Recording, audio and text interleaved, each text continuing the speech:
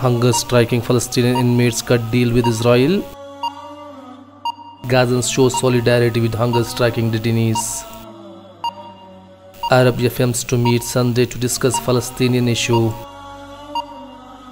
Saudi king receives CENTCOM commander in Riyadh. US-led coalition air strikes kills 3 in eastern Syria. 76 people killed since clashes, Libyan official. Sudan opposition demands civilian governing council. Sudan's ruling council vows to transfer power to people.